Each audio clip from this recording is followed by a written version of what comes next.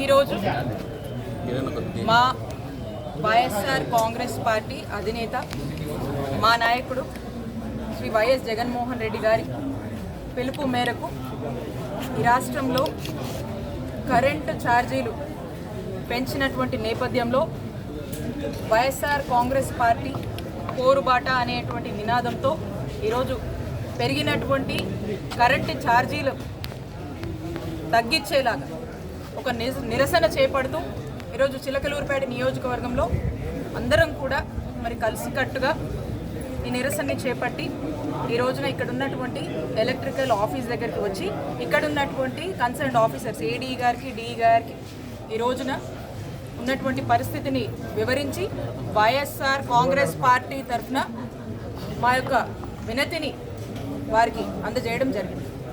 మరి ఇదేంటంటే మీ అందరూ కూడా చూస్తూ ఉన్నారు, ఎన్నికల ముందు చంద్రబాబు నాయుడు గారు అనేక సభల్లో బహిరంగంగా వారు చెప్పినటువంటి మాట ఏమిటంటే, మేము అధికారంలోకి వస్తే కరెంటు ఛార్జీలు తగ్గిస్తాం, అవసరమైతే ఏ మేరకు అవసరమైతే కూడా ఏమని మాట్లాడారు అంటే యూటిలిటీస్ని ఎవరైతే వాడుకుంటున్నారో యూజర్స్ అంటే ప్రజలే విద్యుత్ని అంటే కరెంటుని అమ్మే తరహాలో విద్యుత్ రంగాన్ని ప్రోత్సహిస్తామని చెప్పి చంద్రబాబు నాయుడు గారు మాట్లాడారు. అలాగే ఏమాత్రం కూడా కరెంటు ఛార్జీలు పెంచం అని చెప్పి చంద్రబాబు నాయుడు గారు స్వయాన వారి మాటల్లోనే ఎన్నికల ముందు ఇచ్చినటువంటి హామీ.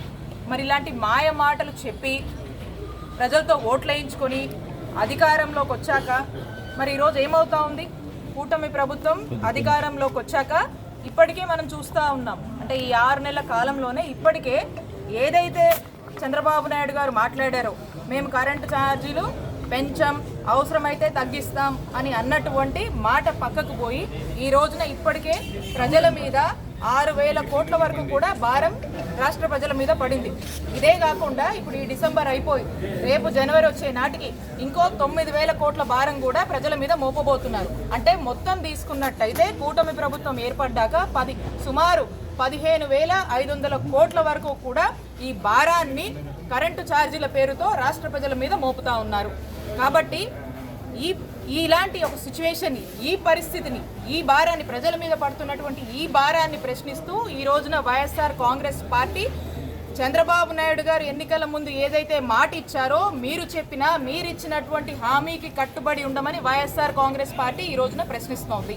పార్టీ రాష్ట్ర వ్యాప్తంగా కూడా అన్ని నియోజకవర్గాల్లో అక్కడున్నటువంటి కన్సర్న్డ్ ఎలక్ట్రికల్ ఆఫీసర్స్ సంబంధించినటువంటి ఆఫీసర్స్కి అందరూ అన్ని నియోజకవర్గాల నుంచి కూడా తరలి వెళ్ళి మరి రిప్రజెంటేషన్ ఇచ్చి కూటమి ప్రభుత్వం చంద్రబాబు నాయుడు గారి నాయకత్వంలో ఏదైతే ఎన్నికల ముందు చెప్పారో దానికి కట్టుబడి ఉండండి, ప్రజలకు ఇబ్బంది కలుగుతుంది అనేటువంటి విషయాన్ని ఈ నిరసన ద్వారా తెలియజేయడం జరుగుతూ ఉంది.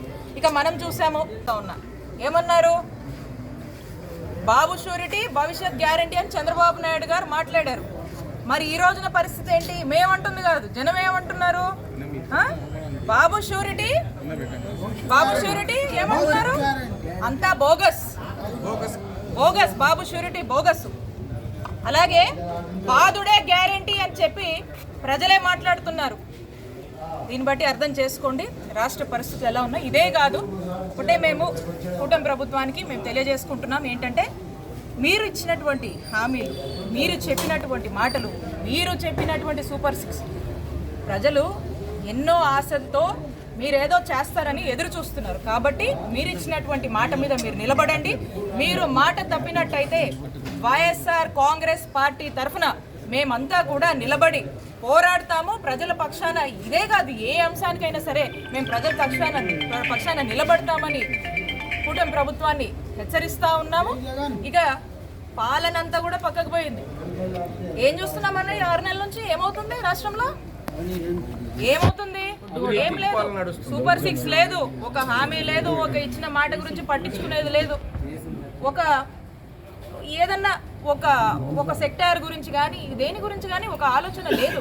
ఒకే ఆలోచన, ఏం ఆలోచన అది, వచ్చిన దగ్గర నుంచి డే 1 నుంచి కూడా వైఎస్ఆర్ కాంగ్రెస్ పార్టీలోకి సంబంధించినటువంటి నాయకుల్ని, వైఎస్ఆర్ కాంగ్రెస్ పార్టీ కార్యకర్తల మీద అక్రమ కేసులు పెట్టాలి, అరెస్టులు చేయాలి, జైళ్ళకు పంపించాలి. దీని మీద ఉన్నటువంటి ధ్యాస పాలన మీద కూటమి ప్రభుత్వం లేదు అని స్పష్టమైంది. కాబట్టి ఇప్పుడైనా కూడా నిద్ర మేల్కొని వాళ్ళు ఇచ్చినటువంటి హామీల మీద, వాళ్ళు చెప్పినటువంటి మాటల మీద దృష్టి సారిస్తే బాగుంటుందని వైఎస్ఆర్ కాంగ్రెస్ పార్టీ డిమాండ్ చేస్తుంది.